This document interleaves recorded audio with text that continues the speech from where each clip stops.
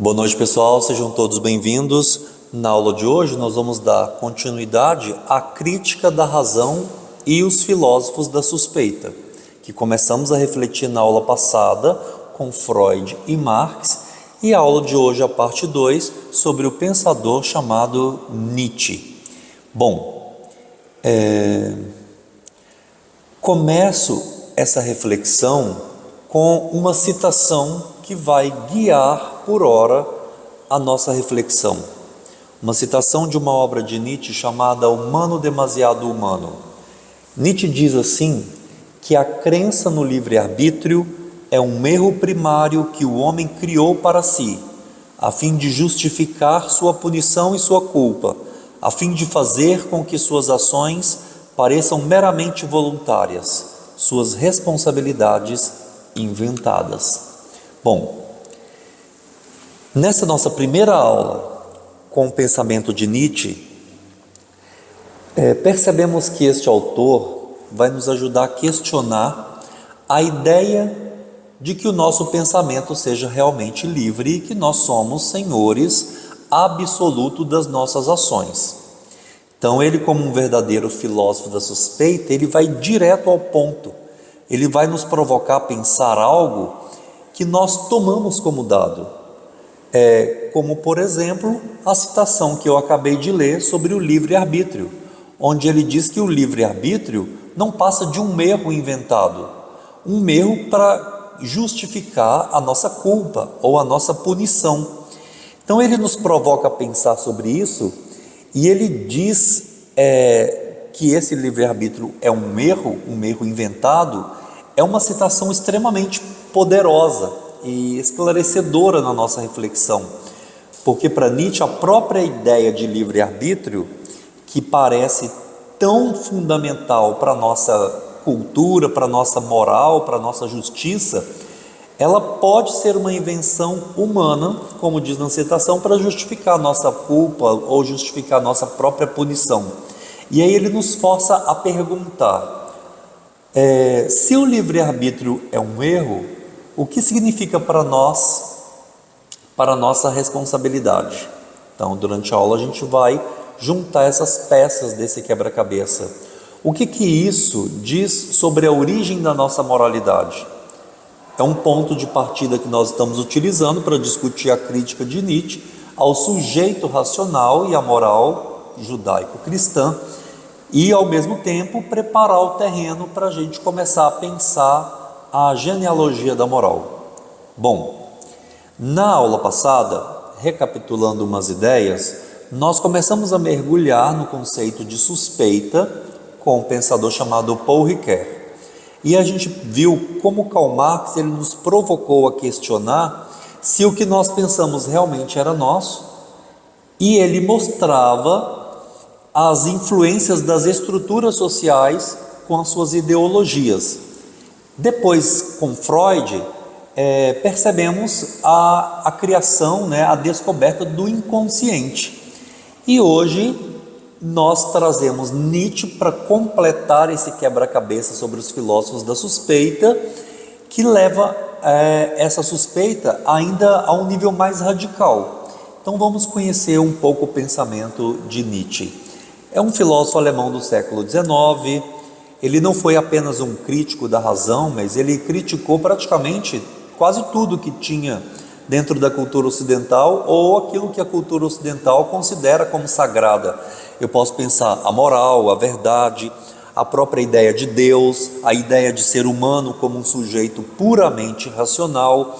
Então agora a gente tem que se preparar para entrar nesse pensamento. É um pensamento desafiador, porque ele nos convida, ao mesmo tempo em que vamos refletindo junto com ele, a demolir algumas velhas certezas que nós tínhamos e construir, não novas certezas, mas construir algumas possibilidades, que depois, o que depois poderemos chamar de perspectiva.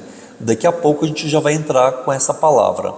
Nietzsche, ele olha para a cultura ocidental e ele vê alguma coisa que incomoda ele profundamente, que era a predominância de alguns valores que ele determinava ou considerava esses valores doentios. Então, qual que é o principal alvo dele? Ele está observando uma moral judaico-cristã. Para Nietzsche, então, essa moral com ênfase na humildade, na culpa, na compaixão, negação dos instintos terrenos, tudo isso leva a uma moral de escravos, que Nietzsche vai denominar também de moral de rebanho. Então ele argumentava que essa moral, ela surge justamente do ressentimento dos mais fracos contra os mais fortes, que vai transformar em mal. Os mais fracos conseguem valorar, colocar como mal o que era considerado pelos mais fortes como nobre, forte, aqueles que afirmam a vida, os afirmadores da vida. Então os fracos consideram como mal. Pense na ideia de pecado e culpa, por exemplo. Nietzsche, ele vê o pecado e a culpa como uma forma de enfraquecer o indivíduo, de fazer esse indivíduo se sentir inferior. Quanto mais inferior a pessoa se sentir, mais fácil essa pessoa é de controlar. Então, qual é a perspectiva de Nietzsche diante disso? Ele pensava numa transvaloração de todos os valores, ou seja, reavaliação extremamente radical de tudo aquilo que nós consideramos bom ou mal. E aí, como um crítico da moralidade, ele via essa moralidade como um próprio freio à vida. Então, ele dizia, por exemplo, em Assim Falou Zaratustra, que o homem é algo que tem que ser superado. Ou seja, nós temos que ir além do que a moral tradicional nos impõe. E o que acontece então com esse sujeito, que as pessoas pensam que é um sujeito puro, racional, diante do pensamento de Nietzsche? Se a gente pensa esse sujeito racional, é aquele sujeito que desde Descartes era visto como o centro da consciência, o centro da vontade, da verdade. Nietzsche vai pegar esse sujeito, vai desmantelar este sujeito, porque para ele a ideia de um eu unificado, que seja consciente, transparente, isso é uma ilusão gramatical, ou seja, podemos dizer que é uma ficção. O que realmente existe no mundo ou em nós são múltiplas forças, são pulsões, instintos em constante conflito. O nosso eu, então, na verdade, ele é um campo de batalha, não é um soberano racional como nós imaginamos. Ele, com isso, não nega a razão, mas ele coloca a razão no seu devido lugar. Qual é o lugar da razão? Ela é um tipo de ferramenta a serviço de algo mais profundo. O que se poderia ser? As nossas próprias pulsões vitais.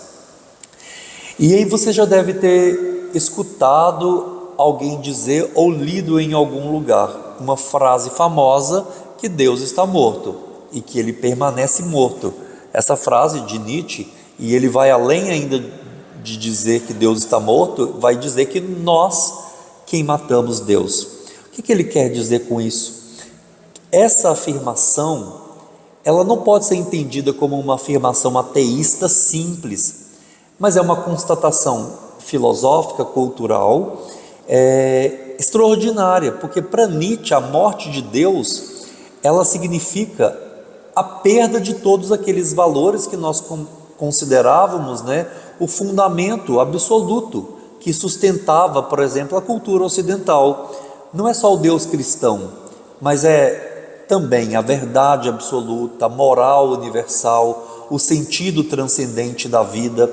E com a morte de Deus, com essa ideia, a humanidade agora está diante de um grande vazio. Isso tem duas perspectivas muito interessantes em Nietzsche. Pode ser extremamente assustador, mas também pode ser um momento de uma imensa oportunidade para a gente criar novos valores, para termos uma vida que é mais autêntica, uma vida que seja capaz de ser afirmativa. Diante disso, Nietzsche coloca em xeque, além de tudo isso que eu já falei, a verdade absoluta. porque para ele não existe uma verdade que seja única e universal e que eu possa alcançar assim por uma razão pura e objetiva. Como que Nietzsche pensa a verdade? Sempre como uma perspectiva. A verdade, ela é uma interpretação, é uma forma de organizar o caos da existência de acordo com as minhas necessidades, com as minhas vontades. Então a ciência, a filosofia, a moral, tudo isso no pensamento de Nietzsche são criações humanas, são tipos de ficções úteis, são coisas que nos ajudam, por exemplo, a sobreviver, a dar um sentido para o mundo. Por isso que Nietzsche questiona, então para que serve a verdade?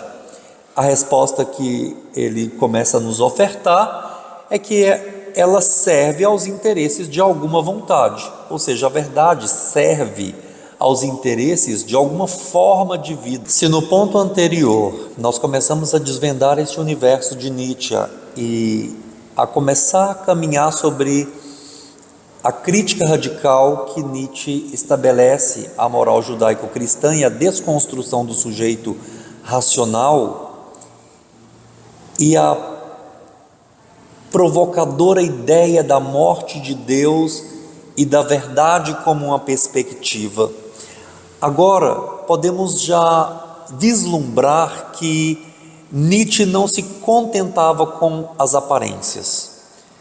Buscava então em sua filosofia a origem e os interesses que existem por trás dos valores que são arraigados dentro da nossa sociedade. Então, vamos tentar então pensar com esse pensamento genealógico de Nietzsche, de busca às origens das coisas, para que a gente possa entender também os interesses que existem por trás de cada uma destas criações humanas, muito humanas. Em vez de aceitar os valores como dado, então, nós vamos começar a investigar a origem. Quando eu falo investigar a origem, nada mais é do que fazer história, ou seja, revelar a verdadeira natureza, a verdadeira função daquilo que eu estou tratando.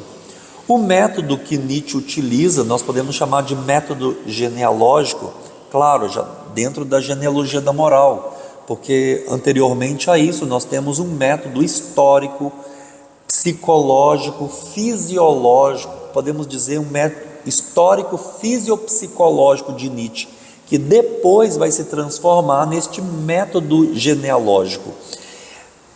Primeira coisa é pensar que a história ela não é linear, que busca a verdade, que busca os fatos, mas a história ela é uma análise de forças, uma análise de vontades, de interesses, e esses interesses eles vão originar algum determinado valor. É como se ele dissesse assim, não me diga o que é bom ou mal hoje, né? Mas mostra como que essa ideia de bom ou de mal, ela surgiu, quem criou essa ideia e por que essa ideia foi criada. Se a gente tem essa suspeita diante de alguns valores, nós podemos começar então uma investigação das origens. Na obra fundamental de Nietzsche, que é a genealogia da moral, ele vai fazer essas investigações para entender como que surgiram essas noções de bom, de mal, de bem e mal, ou de bom e ruim, né? Ele vai identificar dois tipos originais de moralidade, que é a moral dos senhores, que nós podemos entender como a moral dos nobres. É uma moral original que está ligada à aristocracia guerreira, porque para os senhores, quando eu pego a palavra bom, significa tudo que é nobre, tudo que é forte, tudo que é corajoso, tudo que promove um tipo de orgulho, que é na verdade o que eles eram. E quando eles olham para si, os nobres, eles pensam sobre si mesmos como bons, e quando eles olham para outra classe, eles pensam que eles são ruins. Ou seja, o que seria uma classe ruim? Um ruim é aquilo que é baixo, que é covarde, algo que é vulgar. Ou seja, os valores, eles são criados a partir da própria autoafirmação e da força. Então, ele vai descrever a moral, vai fazer uma distinção fundamental entre bom, quando ele se relaciona aos nobres, e ruim, quando ele estiver se relacionando, por exemplo, aos baixos, ou seja, às pessoas comuns, aos plebeus. Quando eu penso por outra perspectiva, pela perspectiva do rebanho, ou seja, da moral dos escravos, essa moral, segundo Nietzsche, ela surge como um tipo de reação, que nós podemos chamar de ressentimento contra a moral dos senhores. Os fracos, os oprimidos, eles vão inverter esses valores. Por exemplo, o que era bom para os senhores, que era a força, o orgulho, os fracos vão olhar e inverter os valores, tornando tudo isso mal. E eles são maus, né? Agora, a humildade, a piedade, a compaixão, aquilo que os nobres achavam fraco, baixo, eles vão pensar e valorar como algo bom. Eles quem? Os fracos vão valorar como bom. Então surge a ideia de mal como uma coisa que está intrinsecamente perversa, e o bem como uma virtude da pessoa, que ela é humilde, que ela é sofredora, fruto exatamente da moral judaico-cristã, que é vista por Nietzsche como o auge dessa revolta moral dos escravos. Então ele vai usar essa palavra ressentimento para descrever como que essa moral nasce. O escravo, ele é incapaz de manifestar a força, e ele vai então transformar a impotência que ele tem diante do nobre em virtude, e ele vai transformar a força do Senhor em um tipo de maldade. Então a genealogia, ela vai revelar que os nossos valores morais, eles não são assim eternos ou divinos, mas os valores morais, eles são frutos e produtos de uma história de conflitos. Ou seja, são lutas de poderes diferentes, de vontades de potência. Se um dos pontos altos da genealogia de Nietzsche é a análise de como a moral, por exemplo, dos escravos, especialmente a moral cristã, ela inventa o conceito de livre-arbítrio, para quê? Justificar exatamente a culpa. Então a ideia de que eu sou totalmente livre para escolher entre o bem e o mal é uma ferramenta. Se eu sou livre, eu posso ser responsabilizado. E se nós somos responsabilizados, eu posso ser punido ou recompensado. Veja só a ideia que se estrutura na origem desses valores. Essa invenção então do livre-arbítrio, ela permitiu que o sofredor atribuísse um tipo de dor a uma escolha pecaminosa, entre aspas, né? E o forte, que seguia os seus instintos mais nobres, ele é considerado então e condenado como algo ou alguém que é mau.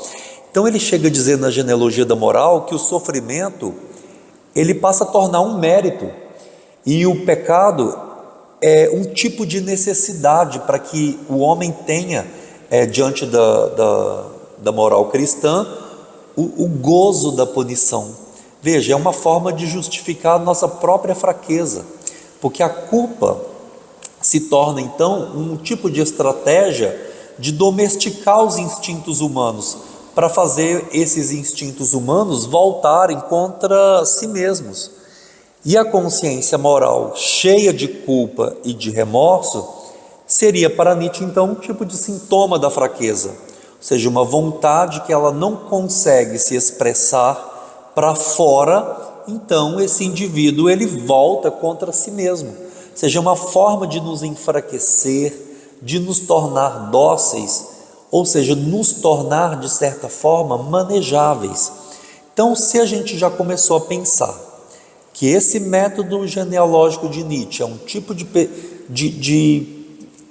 método que nos levará à origem dos valores, percebendo já que a moral, que parece para nós tão natural, é na verdade um campo de batalha histórico entre os diferentes tipos de vontades, né? E já entendemos também que a distinção da moral dos senhores versus a moral do escravo é importante para a gente entender que os valores todos existentes dentro da sociedade foram construídos e, ao mesmo tempo, podemos entender como que eles podem ter nos enfraquecido durante a história. Agora vamos partir para um próximo ponto para a gente analisar uma outra palavra, que é um outro conceito de Nietzsche, que é a vontade de potência e o além do homem. Nietzsche tem uma citação dentro da sua obra Et Homo, que ele vai dizer que a minha fórmula para a grandeza do homem é amor fati, que não se queira nada de diferente nem para trás, nem para frente, nem em toda a eternidade, não meramente suportar o necessário e muito menos dissuadi-lo. Todo idealismo é uma mentira diante do necessário, mas amá-lo. Bom, nesse tópico em diante, nós vamos começar a aprofundar na ideia central de Nietzsche aqui, que seria a vontade de potência, que é uma força que nos impulsiona à superação e à criação. E para quem vive a vontade de potência de forma plena, segundo Nietzsche, surge uma atitude que ele chama aqui de amor fati. O amor fati é justamente amar o destino, amor ao destino. É a culminância daquilo que nós podemos entender como vontade de potência. Não é um tipo de resignação, mas é uma afirmação radical de tudo aquilo que acontece, do bom e do ruim também. Por exemplo, coisas que me agradam e coisas que me desafiam também. Eu amo a vida como a vida se apresenta para mim. É amar a vida em toda a sua totalidade, sem arrependimento, sem idealismos que negam a própria realidade.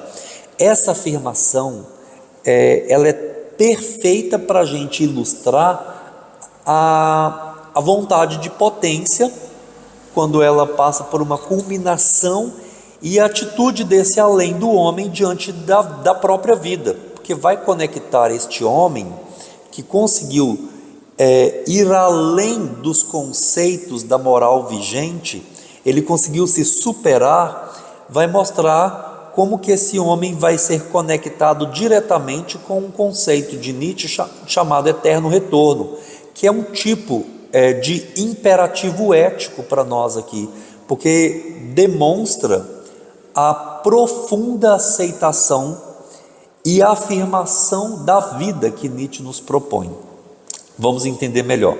Se antes nós começamos a explorar a crítica de Nietzsche à moral, retomando algumas ideias, e a crítica de Nietzsche à própria verdade, e começamos a mergulhar na genealogia da moral, e que revela com este pensamento a origem dos nossos valores.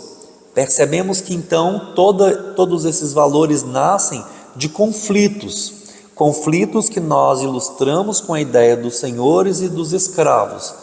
A gente também viu sobre a moralidade, que ela está longe de ser uma coisa extremamente universal, e ela passa a ser uma construção histórica, e que muitas vezes essa construção histórica ela é pautada por ressentimentos e um certo tipo de domesticação daquilo que nós temos em nós, que são os próprios instintos. Agora que a gente está ligando novos conceitos como vontade de potência, essa ideia é super importante para a gente continuar entendendo não só a crítica de Nietzsche, mas também a proposta de uma nova forma de viver, ou seja, de uma nova forma de ser, que é o convite que Nietzsche nos faz de ir além do humano, ou seja, além do humano como nós conhecemos o humano. Por isso que a vontade de potência não é simplesmente um desejo de dominar outras pessoas, é um conceito que é mais profundo do que isso, é a força fundamental, é o impulso primordial que move toda a vida, em todos os seus níveis. Ou seja, podemos dizer que é um tipo de essência de tudo que existe. Nietzsche vai dizer: a vontade de acumular força é a essência do que é vivo.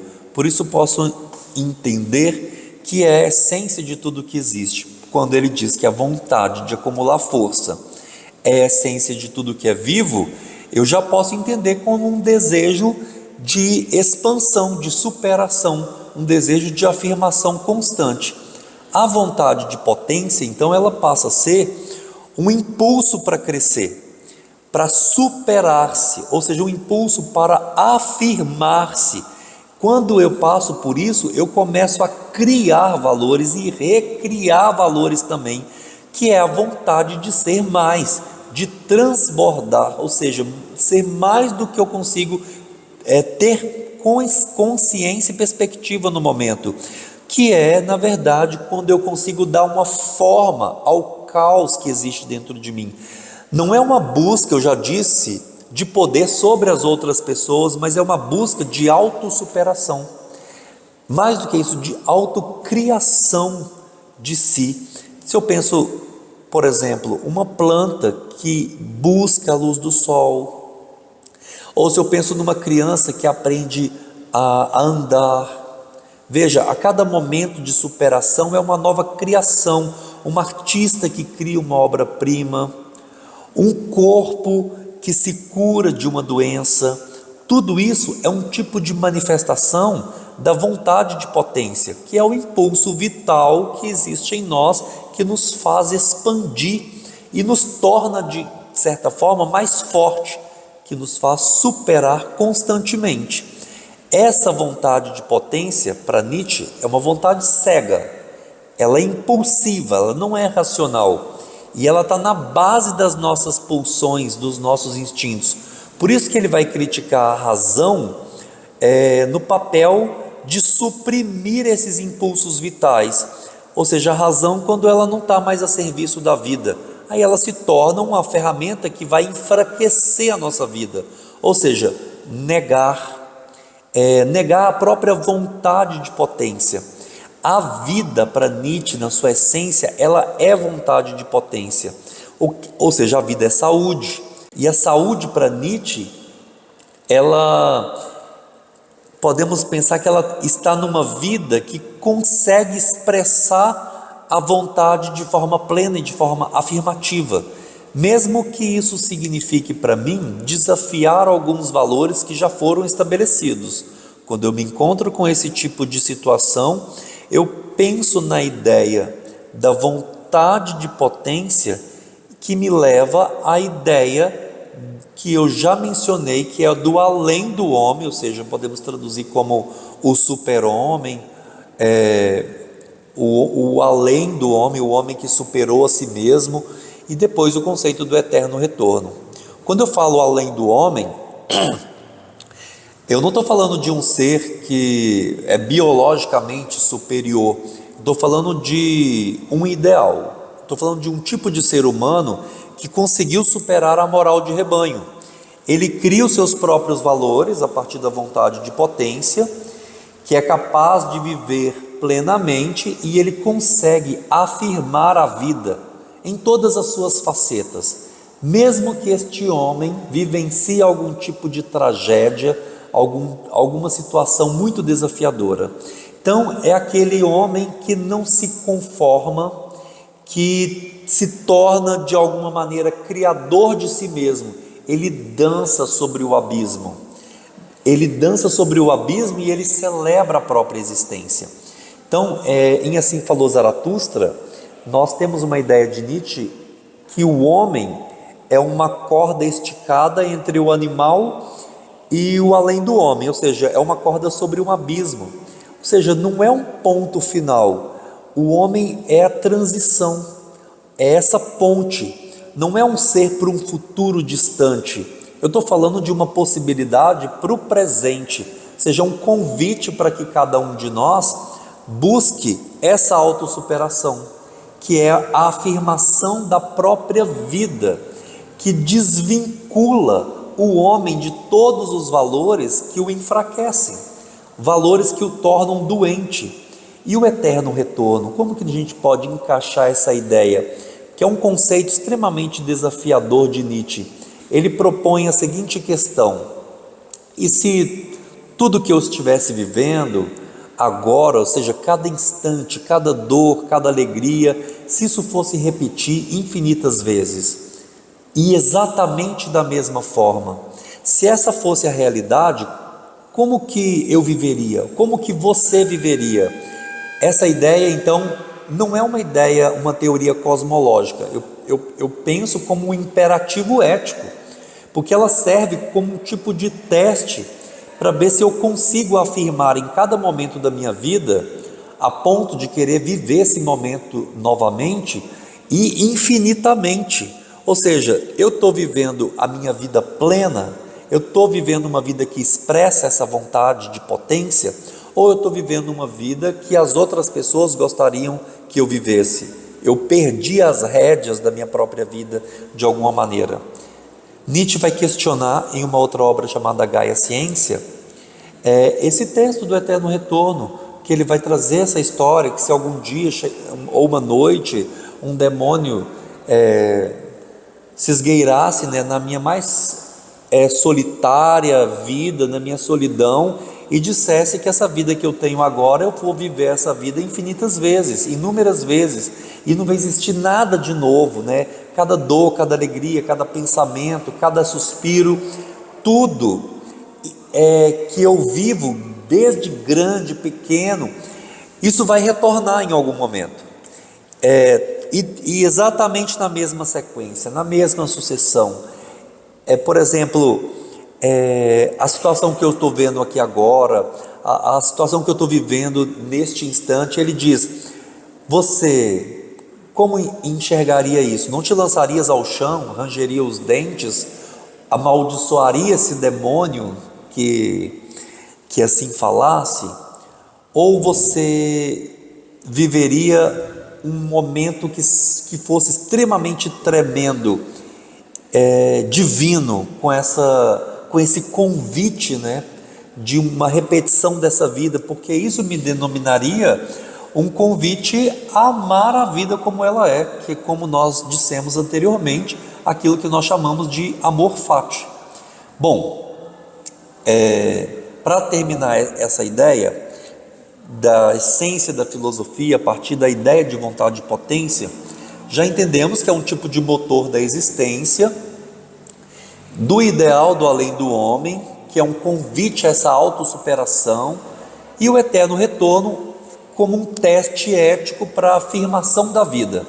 São ideias que são extremamente complexas. Aqui a gente está colocando algumas ideias de forma que despertem alguma curiosidade para a leitura posterior e aprofundamento, né? Para a gente entender um pouco da filosofia de Nietzsche e também poder olhar para a nossa própria existência com outros olhos.